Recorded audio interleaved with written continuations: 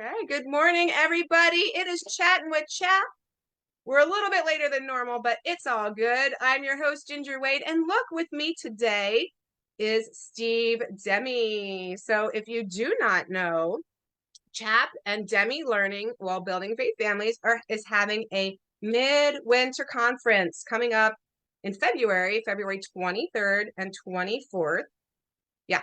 Yeah, so he's on with me today. We're going to chat about it for a few minutes, and then together we're going to answer your questions that have come in, because I haven't done a Q&A day for like 2 months. So we're going to just talk through some things and see. We're going to give him the challenge of the day. See what homeschool questions he can answer with me. It'll be fun. So Steve, let's talk a little bit about the Midwinter Conference. What is this conference all about? Well, many years ago, I was invited to Michigan to speak at what they called a midwinter encouragement event. And they only had 2 speakers and no breakouts. And we just shared the podium. So I spoke, she spoke, I spoke, she spoke. We both spoke 2 or 3 times. And then we closed with a panel discussion. There were just a handful of vendors, but it was just to give people a lift. And so in 2018, I think, and 19 and 20, we had them, and it was just a one-day event, and we had a ton of vendors, and the whole family could come, and we even had food. Yes. It's a lot of work.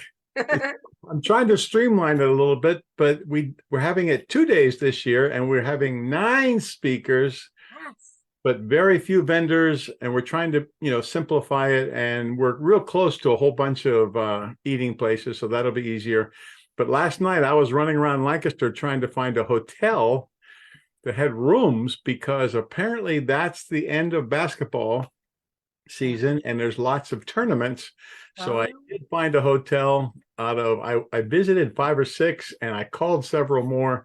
So I'm going to run over to them and see if I can get a block of room. So if people want to come in and spend Friday night here instead of going back and forth, we can do that. But it was hard to find a hotel. Wow. So is that Spooky Nook, like right up the street? Are they doing tournaments at Spooky Nook? But it's not just Spooky Nook. There's just a lot of tournaments end of the season where they're playing at different schools. But Spooky Nook is responsible for a bunch of. Wow. So note to self. Who knew, right? But the idea is just to give us that boost that we need when it gets wintry and the kids haven't been outside very much, and we're starting to see the end of the tunnel, if you know what I mean. By the end of February, you're realizing, hey, I had hoped to accomplish this, this, and this, and I'm not going to make it. I'm a little discouraged, but we're going to get together and pat each other in the back and say, we're doing great. And you're doing. So we're going to be having workshops, not just to give you a vision for the future, but to try to encourage you that you're doing fine. So yes, and it's wonderful. And I'm telling you, moms, if you have never attended something like this, it is so valuable, because just being together, there's something about being together. I'm telling you, I mean, you can listen to encouraging messages, but when you get together and laugh together at the stories, because I know we're going to be telling you stories that are going to make you chuckle, because we live life just like you live life, and we are there to share it with you. To give you that boost to get through. So, and with the week we've had last week, oh my goodness, how many of us were actually outside for more than 5 minutes? I mean, I wasn't, but my kids were, but it was chilly. So, okay, so that's awesome. So midwinter, one word, -conference.org is the website you want to go to, right? To register. And there is a teen track by Unbound. Yep. Right. So let's see, what's the pricing there? We've got, is it 45? It's $45 for a registration, but that includes your spouse, not your best friend, your spouse, who I hope is your best friend. And then the teens are $25, but we only have room for 25 teens because we've got a set classroom with fixed desks. So the first 25 to sign up are in, and after that, we're going to have to, where else they can go? Yeah, parents maybe. So that information's out there. People can see what the teen track is, and they can register for the teen track at the registration page and everything. So yeah, check that out. We would love to see you there. And I will make sure, well, if you are following our feed, Courtney has been posting that and posting that. So you can definitely find it. If you look at scroll our feed at all, it's going to be out there, but I can also put it in the comments. So you can check that out. And if you're listening on Spotify or YouTube, it'll be in the show notes. I put the link in the show notes so you can get to it from there. Thank you. So you're welcome. So Steve, let's jump into this month's questions. And I'll just ask them. If you feel like you have something to that you can answer it, feel free to do so. But if you don't, that's fine. You may not know. A lot of them are law questions. They're always law questions. But so the first question was, moving out of PA, what should I do? So you've moved into PA, but were you homeschooling when you moved into PA? Yes. Yes. So was it like mid-year? In Georgia, we homeschooled in Massachusetts, and we homeschooled in Pennsylvania. So I can answer that one. Oh. But if it was me, there's two places I would look. I would first find my homeschool association for the state. And if you can't, then I would go to HSLDA website, and I would contact them, and I'd say, where are the homeschoolers in Pennsylvania? Where are the homeschoolers in Ohio? And I would find out where they were, and I would pray, because God has ways of connecting us. And there's a whole bunch of homeschoolers who are just homeschooling. But a good place is go hang out at the library and watch for a large family during school hours that comes into the library, because they're probably homeschoolers. This is true. This is true. So, paperwork wise, like here in Pennsylvania, in other states, there's not paperwork, but of course there is in Pennsylvania. So if you're moving out of PA, all you got to do is just let your school district know, hey, we're moving. And guess what? You don't need to do anything else. You don't have to do the evaluation. You don't have to do the testing. You don't have to do anything unless that's what the state you're going to wants you to do. As far as Pennsylvania goes, you don't have to worry about it, which is nice. When you're moving out, you're no longer in PA. Don't need to worry about it. Okay, so question 2 was, so this one gets into all the medical stuff that is requested for in Pennsylvania. Will the school pressure me into supplying medical exam records, or are they required to accept my exemption form? So school districts, I'll just jump into this one. School districts do have to accept your exemption forms. It doesn't mean once you give them an exemption, it doesn't mean they're going to stop sending you letters, because here's the thing. They have this big database with a list of homeschoolers, and they just send the same letter to all the homeschoolers, right? So if you send an exemption, they have no idea. They don't flag you in any way. They just say, oh, I have homeschoolers. I'm going to send them a request for medical information. So, you know the law, your affidavit works for taking care of medical care, and you know that exemptions work. So just stand firm on that, and you're good to go. So that's the answer to that question. Steve, do you have any idea? You might not know this. Do you know how a co-op or a support group can get listed with CHAP? No, but if it was me, I would call my friend Ginger Wade. How do I get my support group listed with you? Because what I did was, in trying to advertise this midwinter conference, I went on your website and I found all these support groups in the counties surrounding us, and I sent emails to all the support group leaders. So there you go. Yes. Well, there you go. So that is the list we're talking about. If you go to chaponline.com, under the resources tab, there's a section for groups. And believe it or not, if you look in that section of groups, underneath it, it says get listed as a homeschool group. And you can just click on that, and there's a form for you to fill out. Give us all your info, and we will put you on that list so people can find you. So that's how you get listed with CHAP. You can be a homeschool groupie. Yes. Going from group to group. Okay, so someone asked, I'm getting started with homeschooling. What do I have to do if my kids are under the age of 6? Do you know what they have to do?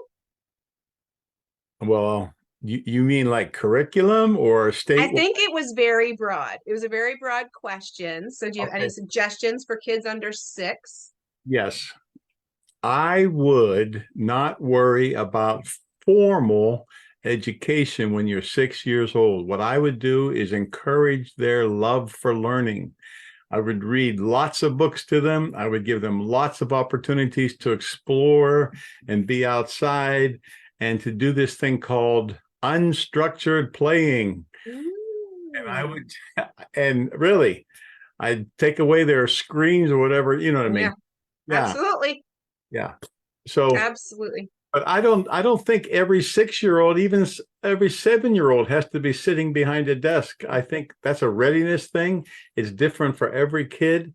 And I would just let them be them.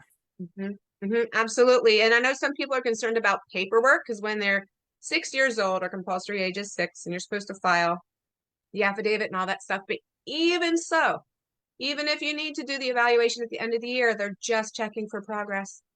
They're not checking for grade level work or kindergarten completion or whatever. That is not a homeschool thing. You're just learning. You're learning to love learning, learning about things and enjoying it. So just file the paperwork, find an evaluator, and keep some notes, keep some pictures of what you've done. It doesn't even have to be worksheets, nothing like that. Just show that you've been doing things and learning things. And that's it. That's what you need to do. So breathe easy. Enjoy the young years. Enjoy the Amen. young years. Okay, so next, ah, so we have a website called homeschoolpennsylvania.org, and on the website, it's actually a law knowledge base. So it has all the stuff about the Pennsylvania homeschool law on it, and it has all the forms, affidavits, unsworn declarations, objectives, withdrawal letters, all the things, exemption forms. And the question was, can we use those? And what do you think the answer is? Yes. Yes, yes, yes. Absolutely. You can totally print them out and use them as is. The one thing we do ask is if you choose, you can write your own affidavit if you choose to take ours and modify it in some way that you don't keep CHAP's name on it, because we put out a certain format. So yes, but by all means, take what's out there and use it. That is why it is there. Okay, so someone wrote in and asked, I need someone to evaluate my child with an IEP. So, do you have any thoughts on that? Who can sign paperwork for IEPs? Well, You first know? of all, let's define the term. IEP is something called an individual education program. And when I used to be a public school teacher, I was supposed to have one for each of my 140 high school math students. I never did one. So I'm going to put things in perspective. Wow. But when you think about the spirit of it, all it's simply saying is every child is unique and you need to teach them uniquely. And some children have an inability to sit still. One of our children, we had to put a whiteboard on the wall and he learned how to do reading and phonics and writing standing up because he couldn't sit down. Mhm. So, okay, so that's kind of the big picture and that's the term. But now I'm going to pass the ball to. So, if your child has an IEP, like you're bringing them home from the public school system or you had them, the public school system, did some tests, develop a IEP for your child, and you're choosing to keep using it, then you need a special education teacher to sign your objectives when you file your paperwork. Um, but you do not need a special evaluator to evaluate your child at the end of the year, because really all the evaluator is just looking for progress, not specific type of work, not a certain level of work. They're just making sure your child made some progress throughout the year. So you can use any evaluator if you have a child with an IEP. Now, I just read something today that I thought was fabulous, which is pretty much what Steve was saying. It's an individual plan. Well, you're making an individual plan for each of your children, no matter what the state is of your child's ability or whatever, as a homeschooler. I mean, that is what homeschooling is. So it's not really a necessary document. You don't really need the IEP plan because you're already doing it as a homeschool supervisor. So that's food for thought. Just chew on that for a while, and yeah, maybe that'll be exactly. Maybe that'll be helpful. Okay, so here's an interesting question. If I enroll my child in an online school, are they still homeschoolers? What do you think, Steve? I would say yes. I would say yes, even if they were in a co-op. The idea is the buck is still in your home and you're deciding what they take at the co-op or what they're taking online. So I would say yes. So did I get that one correct, or is it going to be a big No, no? it depends what it is. Like if you're enrolling your kid into a cyber charter school or a cyber public school, that's not homeschooling. But if you're picking and choosing, or even if you're doing all of your courses, say you're using Easy Peasy, that's all online, or if you're using Schoolhouse Teachers, which is all online, or even if you're using Liberty online, Liberty has a school and Abeka online. If you are the one choosing the stuff and you're still the supervisor, it is still homeschool. But if it is a public charter or a public cyber, or it's a private school that happens to be online and you can do it at home, then it's not homeschooling. You see what I'm saying? So there's a little bit of a difference between the two. So you have to figure out what it is that you're using out there, parents, to figure out if you're actually homeschooling or not. Okay, convention and what does the fee cover? So this could actually go for the conference too. So the conference is 2 days. Our convention this year is 3 days. When you pay for conference, say you can only come one day, like what does the fee cover? Is it if I only come one day, do I have to pay that same fee? Are you talking about your CHAP conference or my conference? Well, I think it applies to both. Our conference. Sorry. Yes, our conferences. So it's one fee for both days, for all the days, right? So if you're coming, if you're paying the conference fee, it gives you the whole shebang. If you can't make it for all the days, you're going to still pay for the whole shebang. And you just pick the day that's going to work the best for you. And what I like to say to people who are concerned about that is that even if you cannot attend, what you're doing is supporting a ministry that is supporting homeschoolers. You are enabling Building Faith Families and CHAP to continue to offer these resources to people so they can be encouraged and they can continue to homeschool. So even if you cannot attend both days, just consider it part of your giving, and you're just helping a homeschool family, down the street to continue to do what they're doing. So that's how that's a great answer. Here's one that's specific to the Midwinter Conference. Someone wrote in, and I talked to you this about already, so I know you can answer it. Can my daughter come in place of the spouse?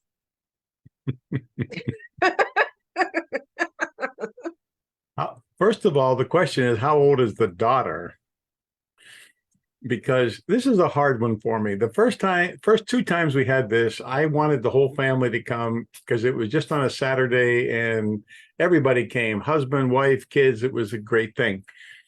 But this time, because we have some speakers coming in from North Carolina, Michigan, Philadelphia, I think we're going to have a whole bunch of adults and we may not have room for the kids. So yeah, but the quick answer is no, it's for just the mom.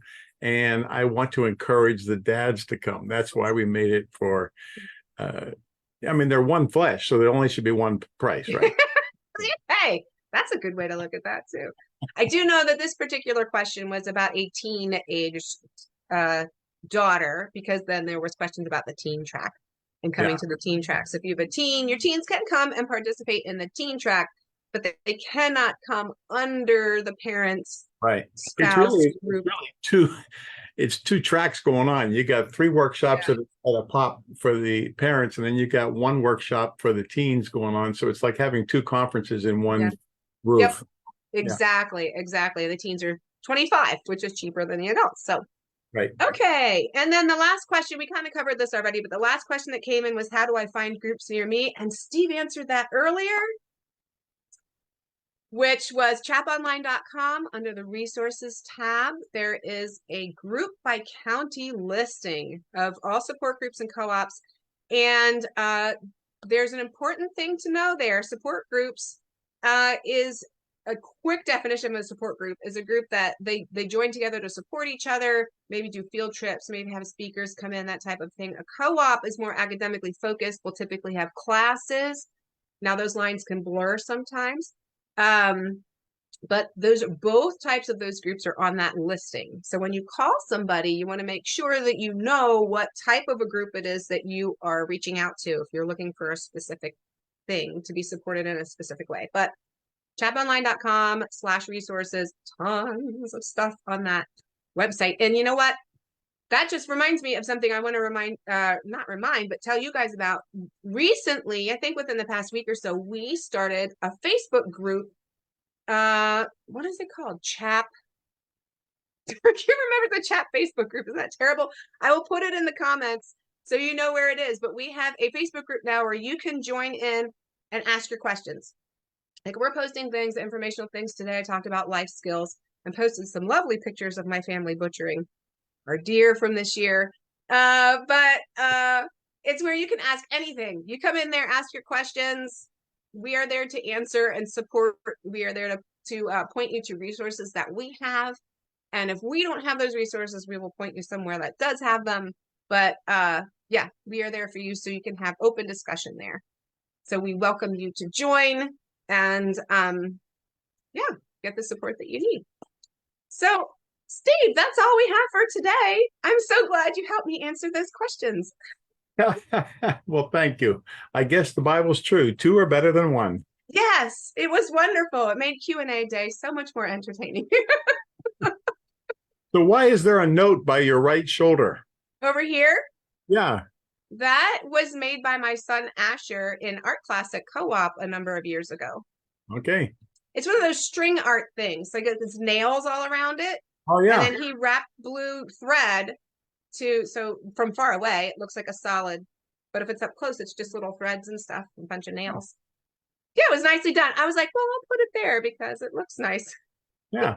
Above my head is Matthew C. So it's just see the bottom of it. Oh, there they are. I recognize those colors. There's Apologia is right over my head. And the declaration there above my shoulder. All right, everybody, thanks for joining. Next week, we are going to be interviewing the Finns Robotics Club. So Finns is a co-op group out in Pittsburgh. And if you remember, I interviewed them last year because they went to regionals for their robotics, and they went back again this year. So we're going to chat with them again and learn all about their robot from this year and the awesome things that you can do as a homeschool community out there competing with schools and all the other folks and the things that they're doing. So I hope you'll join me next Tuesday, and we look forward to seeing you in February and just probably, 4 short weeks to be refreshed and renewed. Amen. All right. See you, everybody. Have a great week. Thanks, Jim.